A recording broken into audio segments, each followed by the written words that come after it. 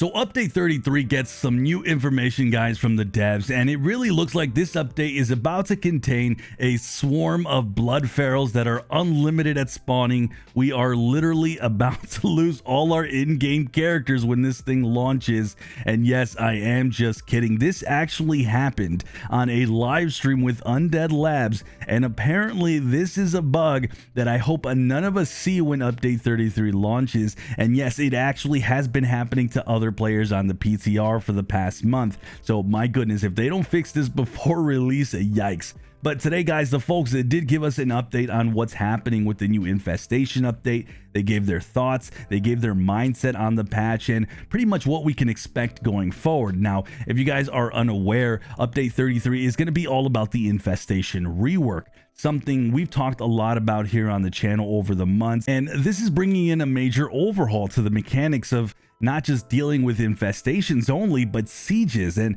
there's even now base defense, something we've really never had before in this game. We did in the first one, but not State of Decay 2. And really, guys, the way we've been playing this game all these years is changing in a major way, and that is not an exaggeration. So much so, I'd argue, since me covering this game back in 2021 May, this is by far the biggest mechanical change I've ever seen. But with all these huge changes coming, that means this update has been taking a while. So today, the developers mentioned that they had a problem with the balance of the infestations, more specifically how this scales from mid to late game, and how the pacing of this mechanic works. According to Undead Labs, the pacing is based on your actions in the early game, or at least that's the way it's been working out. So you're joining a new map, and that dictates how it pretty much plays out from there. So once you start killing plague hearts, then the rest start waking up, and that ends up pretty much being your sole focus because it can get out of hand,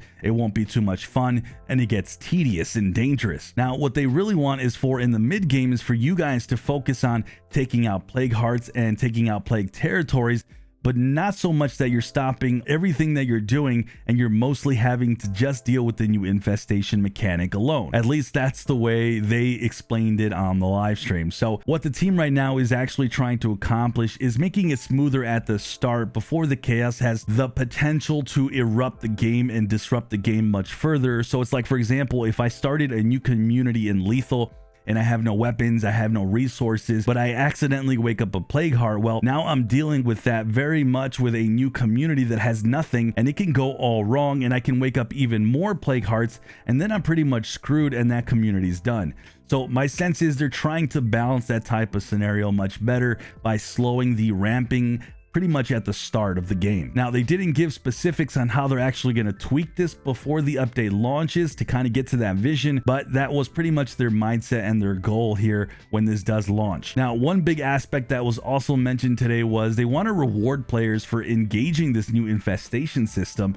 At one point, it was specifically mentioned they're looking for ways to give players something that could give maybe resources or parts to help power the new base defense or the radio commands. They noted that they would like to incentivize maybe destroying the infestations before you actually destroy a plague heart directly. Now, if you guys didn't know, in this new update, infestations are actually specifically tied to the plague heart that you awaken. So if you take out that plague heart, you will kill off all the surrounding infestations. So Undead Labs mentioned that they might be adding rewards for you to kill the infestations first before the plague heart, or at least just give you more options instead of just going head first into danger as your one and only choice. Now, my guess is it's always going to be the best strategy to take out that awakened plague heart, but maybe you're not even in a position to do so. But taking out the nearby infestations is more realistic and in the short term helps out with your danger, and you could be rewarded for that somehow. And I think that's a really good solution because that does happen to me in Lethal where I'm just not geared or leveled enough to take on a lot of plague hearts. Now, from here on out, the developers showcase various specifics to the new update. Sieges are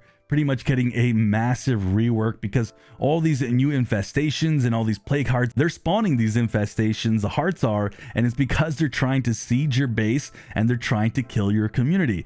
Plague Hearts are pretty much a very smart enemy now. They also went on to show various outpost defenses and how you can leverage those tools with the various setups and checkpoints, and using these new outpost defenses called things like lures and the landmines and the traps to delay your base being sieged and you being run over or taken over or anyone getting killed. All of this was essentially trying to explain to us, the community, that there's actually multiple ways to deal with this new mechanics. It might seem overwhelming, but there is ways to handle it. Now, there are those who've been asking about the Haven device, and this is a device that pretty much kills sieges currently in the game. Well, they mentioned that they are looking to quote-unquote move its power, which is just a fancy way of saying they're nerfing the device. The reason being is you now have tools like placing mines and outpost defenses that pretty much mimic that of the Haven device. There was no specifics on how that will be nerfed, but expected to be diminished in some way, shape, or form. Finally, the big overarching message from the developers was that they're still tweaking and they're still working on this update. The biggest thing is the pacing, as I mentioned earlier, and squashing a lot of bugs. They mentioned they don't think we'll see a new testing build and that they're going to clean this stuff up and then they're just going to launch it to us. Now, as far as when we'll see update 33, well, they didn't mention it, they didn't say it, but it actually does sound a lot closer than I thought. At least that's the way they were talking. My guess is there's definitely at least another month out, but I'm literally just guessing, and it honestly does not sound like it's as far as maybe a lot of us think. There really is a lot of new mechanics that are coming with update 33. I've covered in the old builds in previous videos, and mostly what I've covered is still in play, but there really is now some really big key changes.